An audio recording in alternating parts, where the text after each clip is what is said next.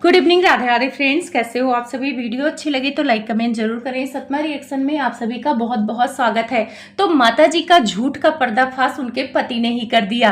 माता जी आके रिएक्शन वाले ऑडियंस को बद्दुआ दे रही थी कि मेरा घर तोड़ दिया है, मेरे बेटे को घर से निकलवा दिया है, उनके कहने पर ही मेरा बेटा घर से गया है। लेकिन यहाँ पर तो अंकल ने मामला ही उल्टा कर दिया। अंकल कह रहे हैं कि हमने तो उसे घर से निकाला था ताकि उसके अंदर आत्मविश्वास आए, लेकिन यहाँ तो मामला उल्टा पड़ गया है। साथ में प्रॉपर्टी से बेदखल करने का भी प्लान जो जगत भैया और आंटी ने मिलकर बनाया था। जगत भैया जो बोल रहे थे कि अपना सामान ले जाए, यहाँ पे बेड क्यों छोड़ गया है, ये सारी बातें अंकल से आंटी ने कहलवाई कि यहाँ पर अब तुम्हारा कुछ भी नहीं है, अपना सामान यहाँ से उठाओ और खिसको। दूसरी माँ कौन है और माता जी को टॉर्चर कौन कर रहा है। माता जी के इतने बुरे दिन आ गए हैं कि अपने ही सपोर्टरों से माफी मांगना पड़ रहा है, गिड़गिड़ाना पड़ रहा है। तो क्या है पूरी सच्चाई, जानेंगे विस्तार से। अगर आप चैनल पर नए हैं तो प्लीज सब्सक्राइब कर लें। वीडियो अच्छी लगे तो लाइक कमेंट जरूर करें। आपने अक्सर देखा होगा जब माता जी रायता फैलाती हैं तो उस रायता को समेटने के लिए अपने पति को आगे करती हैं। ये छोटी बहू के ही केस में नहीं, बड़ी बहू के केस में भी होता था। जब बड़ी बहू ने बोला था कि अगर मेरे पति को उल्टा सीधा बोलेंगी तो मैं इनको चीड़ फाड़ दूंगी, तब वहां पे माता जी ने अपने पति को बिठाया था। ए जी बोलिए ना, वो मुझे चीड़ फाड़ करने की बात कर रही है।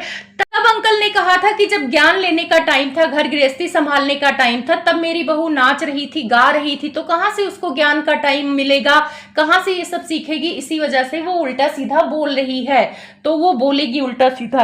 तो वहां पे ये कह के अंकल निकल गए थे। तो आंटी का मैंने एक देखा है पैटर्न कि जब ये फंसने लगती हैं तो अंकल को आगे कर देती है। अब आंटी यहाँ पे इसलिए फंस गई क्योंकि जो उनके सपोर्टर हैं, जिनको आंटी फोन पे बातें करती हैं, उनको अपने घर की बातें बताती है, फिर वो सोशल मीडिया पे उनके बेटे को टारगेट करते हैं और उल्टा सीधा बोलते हैं, तो आंटी को बड़ी खुशी होती है। लेकिन यहाँ पे मामला उल्टा पड़ गया। एक बात बोलूं, पैनल पे वो सही तरीके से बातचीत कर रहा था, लेकिन एक इंसान पर 4-5 लोग उस पर धावा बोल दोगे। पैनल पर उसके जाने के बाद उसके रंग को लेकर बोलोगे कि कलुआ है, उसकी बीबी की ओठ ऐसे हैं वैसे हैं। तो देखो, अगर उसकी बीबी खराब है तो बड़ी बहू भी कोई बहुत खूबसूरत नहीं लगी है और बड़ा बेटा भी बहुत ज्यादा गोरा नहीं है। तो अगर इसको कलुआ बोला जा रहा है तो बेंगलोर वाली जिज्जी को काली कलूटी अगर लोग बोलते हैं तो फिर आंटी को बुरा क्यों लगता है, जिज्जी को बुरा क्यों लगता है।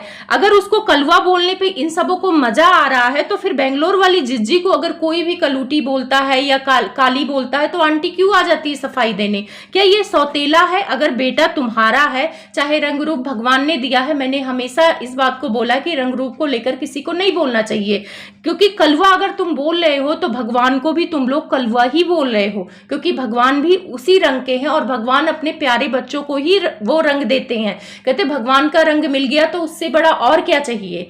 तो ये रंग भेद करके किसी को उल्टा सीधा बोलना, ये चीजें सपोर्ट करना नहीं होता है। अगर आपको सपोर्ट करना है तो आप पॉइंट टू पॉइंट बात करो ना।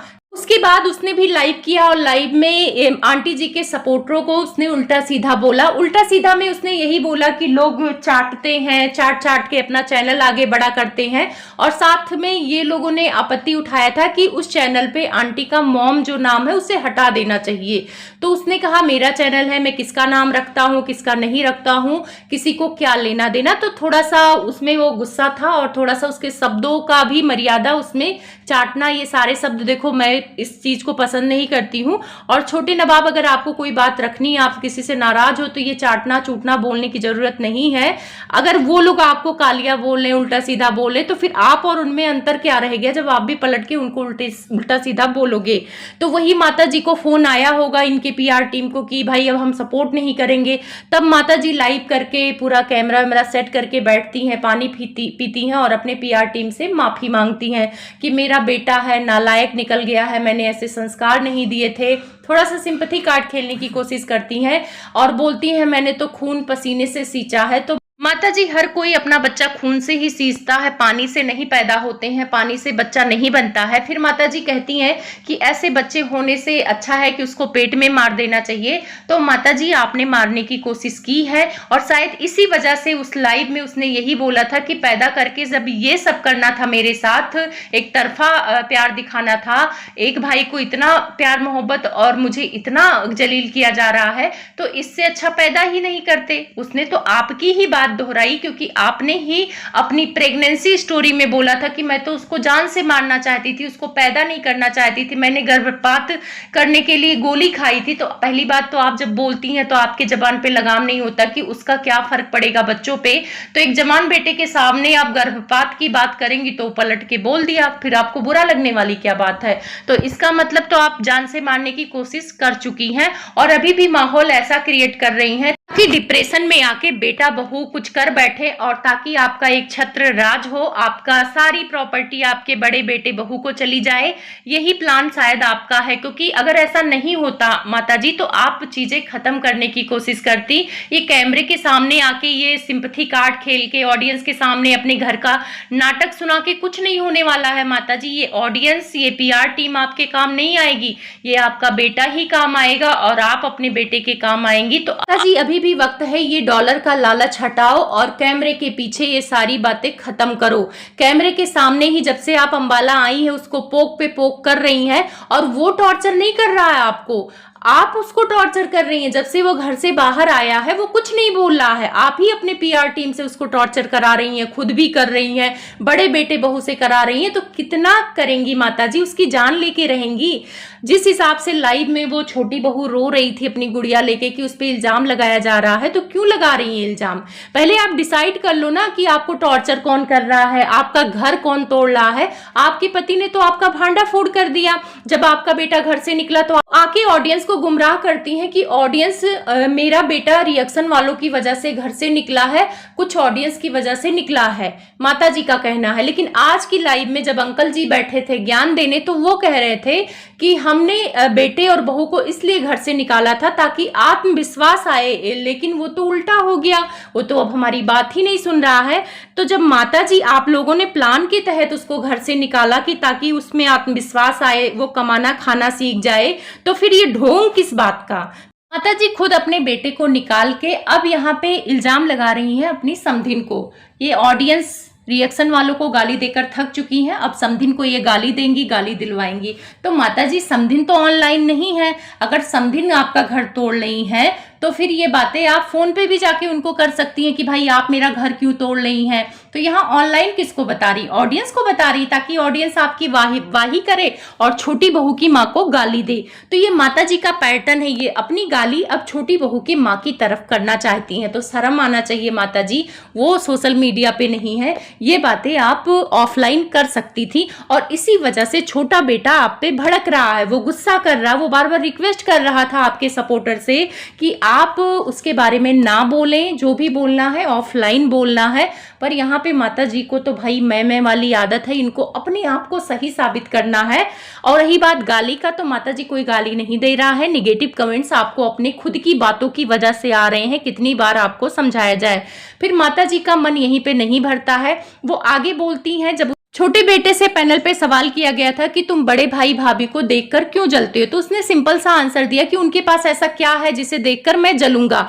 तो इस बात से भी माता जी भड़क गई कि कैसे बोल रहा है कि मैं उनको देखकर क्यों जलूंगा, उनके पास क्या है, भगवान उनके पास सब कुछ दे रखे हैं, सिर्फ एक कमी है। फिर उसके बाद ये नहीं बोल रही है कि वो कमी जल्दी पूरा हो जाएगा, फिर बोल रही है कि ऐसा बच्चा होने से अच्छा है कि बच्चा ही ना हो। तो यहाँ पे पोती को टारगेट कर रही हैं कि जिसके आने से ये सब कुछ हो रहा है, तो ऐसे में बच्चा होना ही नहीं चाहिए। अरे शर्म कर लो माता जी, उसकी अपनी किस्मत से उसको बच्चा हुआ है और जगत भाभी को नहीं हो रहा है बच्चा, उनकी अपनी किस्मत है। फिर भी यहाँ जगत भाभी को बच्चा ना हो आप कह रही हैं, मतलब कि ऐसे होने से बच्चा ना ही हो। माता जी का कहना है कि मतलब छोटी वाली के बच्चा हुआ है, उसके बच्चे होने के बाद इतना कलेश हो रहा है, तो ऐसे बच्चे का क्या करना है। अगर बड़ी वाली को बच्चा नहीं भी हो रहा है तो ऐसा बच्चा करके करेगी भी क्या।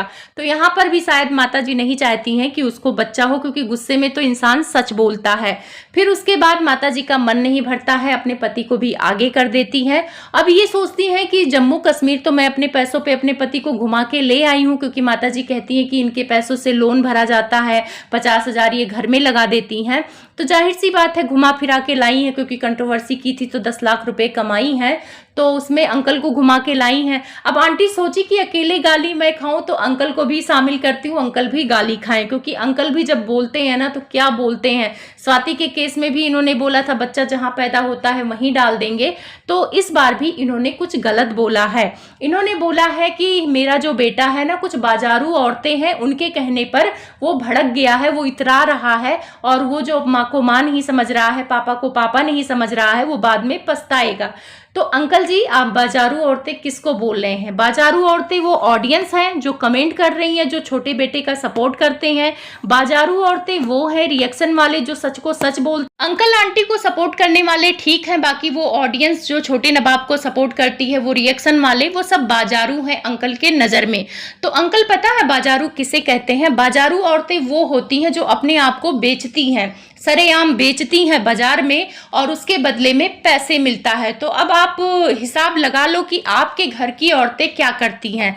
अपने प्राइवेट मूवमेंट को जो बेडरूम में किया जाता है वो सारी चीजें तो आपकी घर की बहुएं बेच रही हैं। आपकी बड़ी बहू स्विमिंग पूल में नहाती है, वो दुनिया को दिखाने वाली चीज नहीं होती है कि पति पत्नी बेडरूम में क्या करते हैं, एक पर्दा होता है। अपने घर के बाथरूम में नहाते हैं, ये एक पर्दा होता है। लेकिन आपके घर की बहुएं अपने पर्दे में से बाहर निकलकर दुनिया के सामने अपने पति के बाहों में क्या कहते हैं, नाचती हैं, गाती हैं। तो वो तो बेचना ही हुआ अंकल ना, सिर्फ पैसों के लिए बेचना हुआ। तो उस हिसाब से तो बाजारू लोग आपके भी घर में हैं। तो दूसरों पे उंगली उठाने से पहले ना अपनी तरफ भी अंकल उंगली कर लीजिए कि बाजारू कौन है। आपने ये बहुत गंदा स्टेटमेंट दिया है। बाजारू मतलब आपको पता है क्या चीज होता है? जाके सर्च कर लेना। तो आपकी बहुएं दूसरे आदमियों के सामने स्लीवलेस पहन के नाचती हैं ताकि उसके बदले में पैसे मिले। आपकी बहुएं ऑनलाइन देवर को अपनी फिंगर से केक चटाती हैं ताकि उसके बदले में पैसे मिले। तो जब जिसके बदले में पैसे लिया जाता है तो फिर आप समझ जाओ अंकल की बाजारू लोग कौन होते हैं। तो थोड़ा सोच समझ के बोलो। मैं तो आपको बहुत अच्छा समझती थी, लेकिन आपका ये स्टेटमेंट ना बहुत ही गंदा है। उसके बाद ये आके बोलते हैं कि मेरी बीबी को गाली दे के पैसे कमाया है और उस पैसे को मुझे देने की बात कर रहा है, तो मुझे ऐसे हराम के पैसे नहीं चाहिए, मैं इज्जतदार फैमिली से हूँ। तो ठीक है अंकल, मान लो वो आपकी बीबी को गाली दिलवा रहा है, वो पैसे हराम के हैं, जबकि आपकी बीबी आपके खुद के कारण से गाली खा रही है। वो नहीं कहने जा रहा है कि गाली दो तो वो हराम का पैसा हो गया। लेकिन अंकल आज से 1.5 साल पहले वो हराम का पैसा नहीं था, जब आपकी बीबी भी उस कर्म कांड में शामिल थी। एक औरत की इज्जत सरेआम उछाली जा रही थी और उससे आपकी बहू, बेटे, बेटी, छोटा बेटा, आपकी पत्नी, यहाँ तक कि खुद आप पैसे कमा रहे थे। उस हराम की कमाई का तो आपको पचा लिया। शायद हो सकता है कि उसी हराम की कमाई की वजह से आज आपका घर टूट रहा हो। वो हराम की कमाई आपको सफल नहीं हो रही, क्योंकि हराम की कमाई पचती नहीं है अंकल। आपने ये जो हराम शब्द लगाया है ना, किसी को नहीं पचती हराम की कमाई। लेकिन वो हराम की कमाई अच्छी थी, उसमें इनकी इज्जत नहीं गई कि 3 बार इनका बेटा सुसाइड किया, किसी और औरत के चक्कर में था, उसी औरत को बदनाम किया, उसी औरत की शादी तोड़ी। तब ये अंकल को बहुत सही लग रहा था, तब इनकी इज्जत नहीं गई थी। और आज आके ये बोल रहे हैं कि मैं किराए के मकान में पैदा किया हूँ, इज्जत से रह रहा था।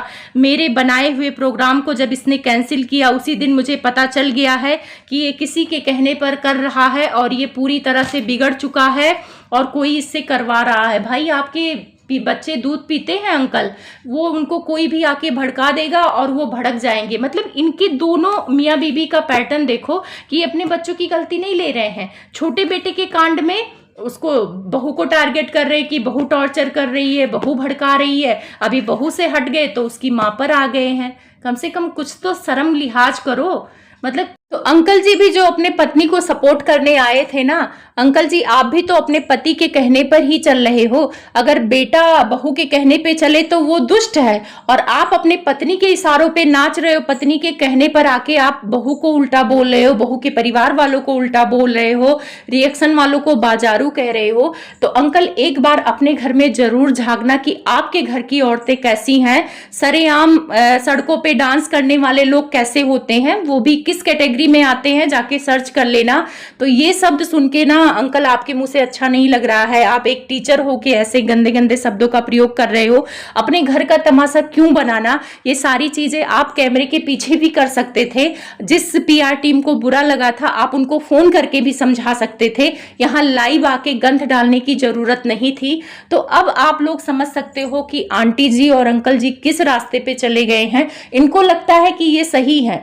हो सकता है ये सही हो कुछ मामलों में छोटा बेटा गलत हो, लेकिन माँ बाप किस लिए होते हैं? छोटे को समझाने के लिए होते हैं। छोटों को समझाने के लिए पीआर टीम बैठाने की जरूरत नहीं है, रिश्तेदार को बिठाने की जरूरत नहीं है। आप खुद पैदा किए हो अपने बेटे को, तो आप समझाओ ना। तीसरे से क्यों गाली खिलवा रहे हो? बाकी मैं मिलूंगी आपसे अगली वीडियो में, तब तक के लिए आप सभी को बहुत सारा प्यार।